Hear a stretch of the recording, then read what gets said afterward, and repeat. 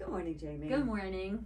What do you got? Well, we're really excited this week because we've got our second in our middle grade Renegades event that's Wednesday at 7 o'clock. And several of the authors we're going to talk about today because they were so good and we read them.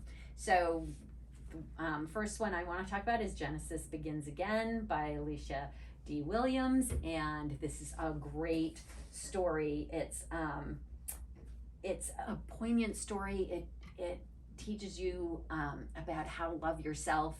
It's got elements of theater and music. So if you like those things, this is a great book for you. And social work too. Her dad is struggling with alcoholism, and I like the way they talk about it and think about it. It's a good way for middle graders to think about adults with problems. So that's a fabulous book. Learning to love yourself is hard. Is so important. Yeah. It's and a great, important. yes. Yeah. Great for kids. And then Green Glass House by Kate Milford. This is the first in the series. So the book that has recently come out is The Raconteur's Commonplace book, which is a Green Glass House story. So I've read most of the books in this series. This is the first in the series, Green Glass House. I love this series. It begins with this wonderful mystery that takes place within the inn. Milo is a little OCD, so he notices things. So when this sort of ragtag group of people who come to the house to stay, they pretend they don't know each other, but they do, and he notices.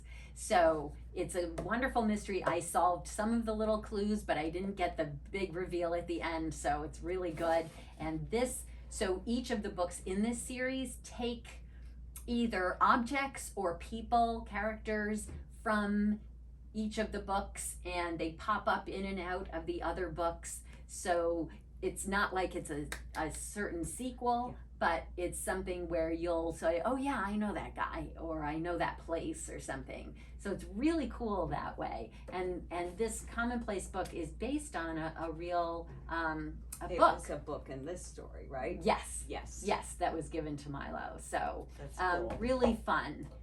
So I highly recommend these middle grade Renegades authors, and you should read them all, but you have one too. Yeah, I know. I love that thing about Bollywood, and I already talked about this once, but I love that it's also showing, like in this book that talks about showing a child dealing with an alcoholic parent. This is a child dealing with her parents separating and possibly divorcing. So taking heavier, weightier topics, but definitely making them very, very age appropriate, and showing that this does exist in the world and kids do have to deal with it, and that they can handle it, and there is always hope.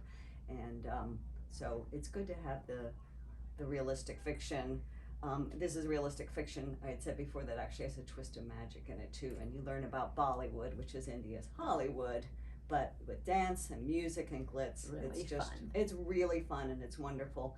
I recently actually attended a Renegades middle grade event, and to hear her talk about how she came to write this book is really fascinating. So Yes. to go to these events are wonderful. They're so interesting to hear how all these authors come to write their stories and how they became authors. You just get so hooked in. Yes. So Yeah, it's a great idea. and then on the side, I just wanted to talk about one of my favorite middle grade novels just came out in paperback a little over a week ago. So A Time of Green Magic by Hilary McKay. Which I also loved. Yes, Yep. we both love that. We love this author. It's about as I put it, lively, loving, bumpy, newly put together family. Abby's father, Abby's father, Theo, has just gotten married to Polly. Now Abby has two stepbrothers, Max and Lewis. They're living in Polly's house, which is far too small. So it's about them getting this new house, an ivy-covered house at the end of a quiet street in London. And there's a bit of magic. When they first go to see it, there is a lantern that makes them all think of the lantern in Chronicles of Narnia, which is one of the hints about how there is magic in it. Mm-hmm. It's a great read aloud. It's longing to be read out loud. So a perfect summer read for the whole family. Yeah.